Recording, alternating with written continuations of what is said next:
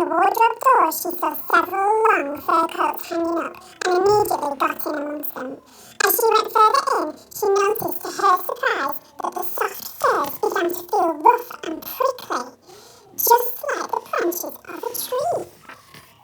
A moment later, Lucy was standing in the middle of a wood with snow under her feet and snowflakes falling through the air. Lucy felt a little frightened, but very excited too. Ahead of her, between the dark tree trunks, a light was shining. She walked towards it, crunch, crunch, over the snow. It was a lamppost. As Lucy stood, wondering why there was a lamppost in the middle of a wood, she heard a pitter-patter of feet. And then a very strange person stepped out from amongst the trees.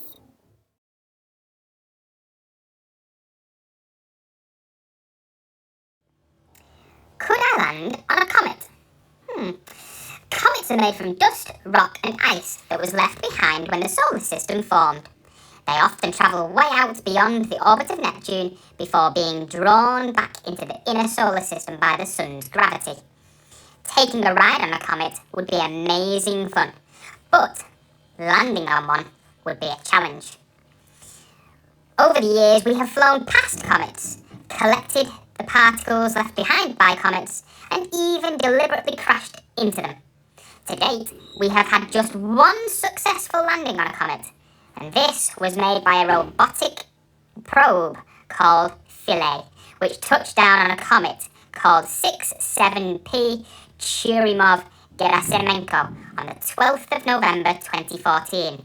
So, could a person do the same?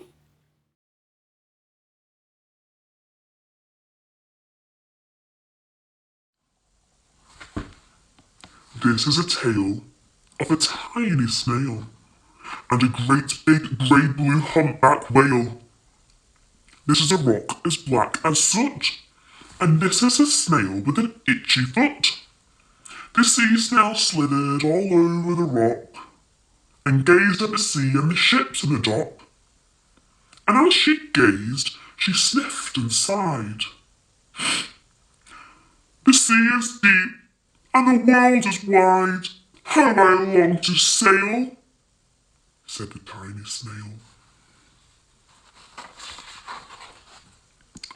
These are the other snails in the flock, who all stuck tight to the smooth black rock, and said to the snail with the itchy foot, "Be quiet, don't wriggle, sit still, stay put." But the tiny sea snail sighed and sniffed, then cried, "I've got it! I'll hitch a lift."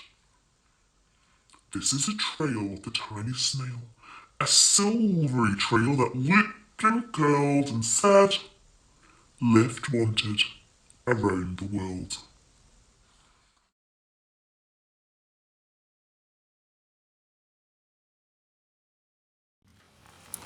Some vegetables are frozen for a very good reason. Don't believe me? Then keep reading. It was night time in the supermarket and all was quiet. But crash, bang, something had escaped from the freezer. Something small and round and green. Something looking for trouble. Big trouble! "Help! Help!" cried Carrot. "I'm stuck to the conveyor belt." "Ah!" cried Broccoli. "Someone's drawn on my face." cried Cucumber. Who was doing this? And was there anyone who could help these vegetables in distress? Sweet Potato to the rescue! He used his super speed. He used his super strength. He used a funnel and some soapy water. "I know who's behind this," said Sweet Potato. "There's a pea on the loose." "Oh no, not a pea!" everyone gasped. "Yes, a pea. But I'm out of the freezer now, and I'm never going back." Mwahaha! And the evil pea ran off to commit more terrible crimes. "Time for a dip, little veggies." "That's enough," shouted Sweet Potato. He leapt towards the pea, but the pea popped out of his hands and vanished into thin air. Supertato set out on a super search.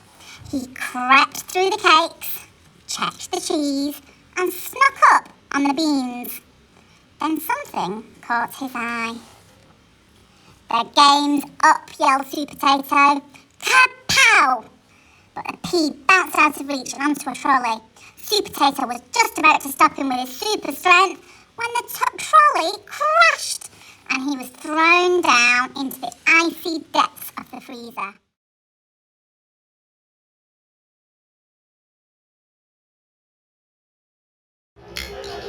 When I was small, I wanted to be a star.